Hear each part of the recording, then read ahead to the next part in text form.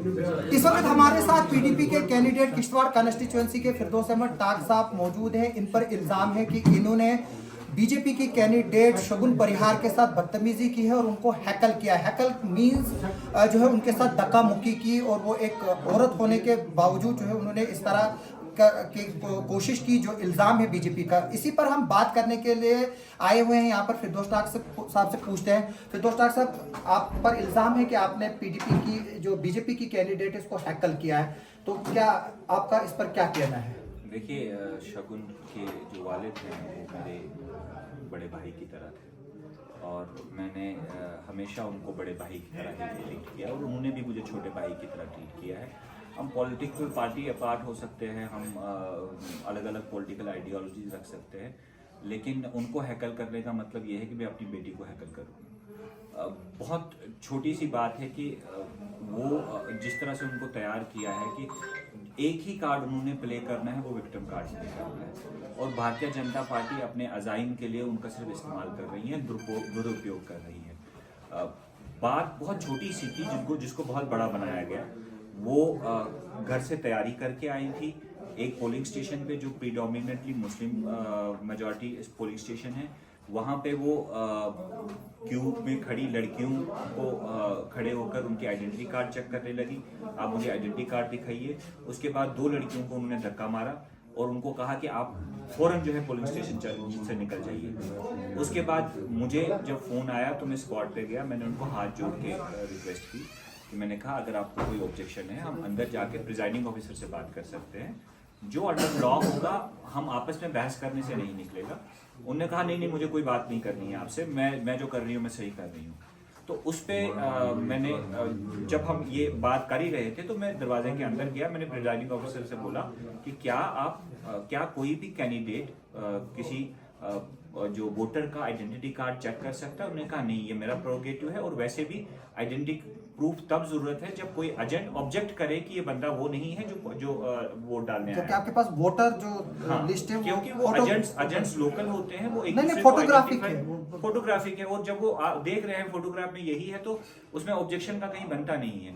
In the meanwhile क्या हुआ, जो उनके साथ गुंडे मैडम के साथ आए थे उनमें से 2 लड़के जो थे वो काफी शराब पी के थे। उन्होंने वहां पे बहुत ज्यादा हंगामा खड़ा किया। तो हम यहाँ पे टांगे काट देंगे, हम गर्दनें काट देंगे, ये करेंगे वो करेंगे। मैंने तब भी वहां पे बड़े इत्मीनान से, जो वहाँ पुलिस ऑफिसर एक मौजूद थे सरदार जी, मैंने उनसे रिक्वेस्ट की। मैंने कहा देखिए ये डेलिबरेटली हो रहा है, आप इन बीजेपी वर्करों को बाहर निकालिए। और मैंने खुद अपने वर्करों को वहां से बाहर निकाला। इवन वहां नेशनल कॉन्फ्रेंस के लोग थे, मैंने उनको भी हाथ जोड़ के रिक्वेस्ट की कि निकलिए यहाँ से, यहाँ माहौल खराब करने की कोशिश की।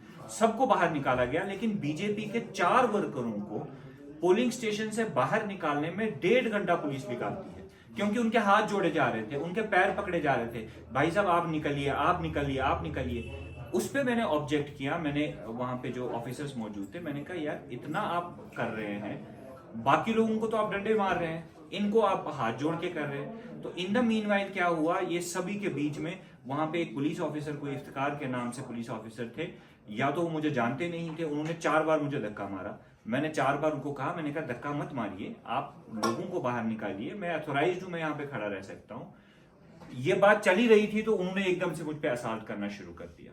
तो ये जो मामला है ये मेरे और पुलिस के बीच में है। जो बीजेपी की कैंडिडेट हैं वो सिर्फ विक्टिम कार्ड प्ले कर रही हैं और किसी न किसी तरीके से उनको ये लग रहा है कि भारतीय जनता पार्टी शायद इस जो अभी तक वो कर चुकी है उसमें कामयाब नहीं हुई है।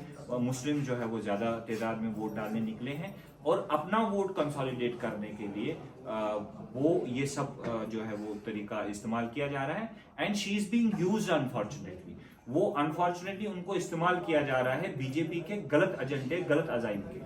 तो आप क्या बताएंगे जो एडमिनिस्ट्रेशन को लेकर? हमने सुना कि आपने एफआईआर भी की है और आपको थप्पड़ भी मारा गया है। मैंने रिटन कंप्लेंट फाइल की है with the senior superintendent of police. मुझे ऑन द स्पॉट जो पुलिस ऑफिसर्स यहाँ पे मौजूद थे उन्होंने मुझे एश्योरेंस की कि हमने ऑलरेडी सीनियर ऑफिसर्स को इंटीमेट किया है कि जो भी इस पुलिस ऑफिसर ने किया वो गलत किया, आउट ऑफ वे। अगर मैं ये भी मान के चलता हूँ कि कोई मेरी गलती भी हो सकती है, तो पुलिस ऑफिसर के पास अंडर लॉ अथॉरिटी ये है कि वो मुझे अरेस्ट करके, मुझे डिटेन करके पुलिस स्टेशन में ले जाए और एफआईआर लॉन्च करें। असॉल्ट करने का आप किसी भी पुलिस ऑफिसर को अथॉरिटी नहीं है। वो किसी भी यूनिफॉर्म में इंसान को और या किसी प्राइवेट इंसान को सेम बाइंडिंग्स है। तो जो वो असॉल्ट हुआ है, मैं बहुत ही आदर के साथ, जो इलेक्शन कमीशन, चश्मा भी टूटा हुआ है, मैं देख रहा हूं। इलेक्शन कमीशन का जो अमला है, ये चश्मा जो है वो टूटा हुआ है, मैं दिखा दूं। इलेक्शन कमीशन का जो अमला है, उन्होंने बहुत मेहनत करके यहाँ पे पुरअमन वोटिंग कराने की कोशिश की और हमें पूरा ऑनर है उसका।